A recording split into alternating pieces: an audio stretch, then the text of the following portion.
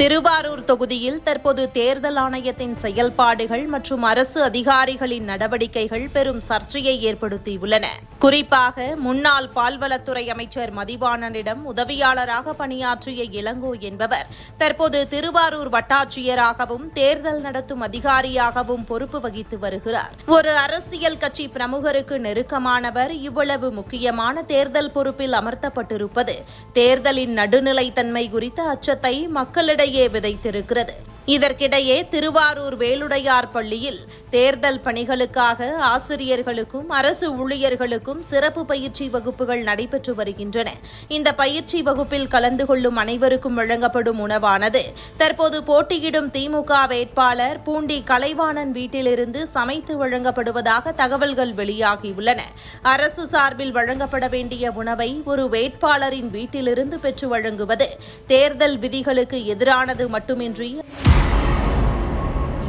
ஜல்லிக்கட்டை தடை செஞ்சாங்க, அதை வச்சு அரசியல் செஞ்சாங்க. அன்று ஜல்லிக்கட்டு காளையை காட்சிப்படுத்தக்கூடாத விலங்குகளின் பட்டியலில் சேர்க்கப்பட்டு தமிழகம் வஞ்சிக்கப்பட்டது. இன்று மாதாந்திர தொகை தரப்படாமல் ஜல்லிக்கட்டு காளை வளர்ப்போர் வஞ்சிக்கப்படுகிறார்கள். இந்த நிலை மாறிட வாக்களியுங்கள் தாமரை சின்னத்திற்கு. அதிகாரிகளின் உடந்தையை அப்பட்டமாக தோலுரித்து காட்டுகிறது.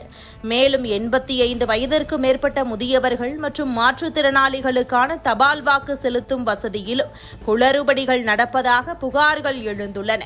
குறிப்பிட்ட இந்த வாக்காளர்களின் பட்டியலை இளங்கோ திமுக வேட்பாளருக்கு மட்டுமே முன்கூட்டியே கசிய விட்டதாகவும் இதனால் மற்ற கட்சி வேட்பாளர்கள் தங்களது பரப்புரையை அந்த பிரிவினரிடம் மேற்கொள்ள முடியாத நிலை ஏற்பட்டிருப்பதாகவும் கூறப்படுகிறது.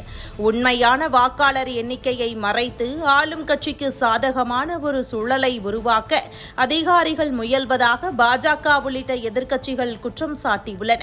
இது தொடர்பாக பாஜக வேட்பாளர் கோவி சந்துரு தேர்தல் ஆணையத்திடம் முறையான புகாரை அளிக்க திட்டமிட்டிருக்கிறார். தேர்தலுக்கு முன்பே பூண்டி கலைவாணனின் ஆதிக்கம் அதிகாரிகளின் துணை கொண்டு நீடிப்பது தேர்தல் நியாயமான முறையில் நடக்குமா என்ற கேள்வியை எழுப்பியிருக்கிறது.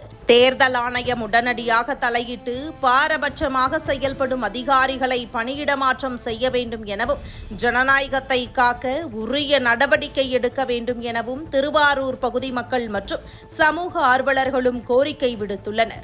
ஆளும் கட்சியின் பிடியில் தேர்தல் இயந்திரம் சிக்கியிருப்பதாக தோன்றும் இந்த சூழல் ஜனநாயகத்தின் மீதான நம்பிக்கையை தகர்க்கும் விதமாக அமைந்திருப்பதால் தேர்தல் ஆணையத்தின் அடுத்த கட்ட நகர்வு மிகவும் எதிர்பார்ப்புக்கு உரியதாக இருக்கிறது.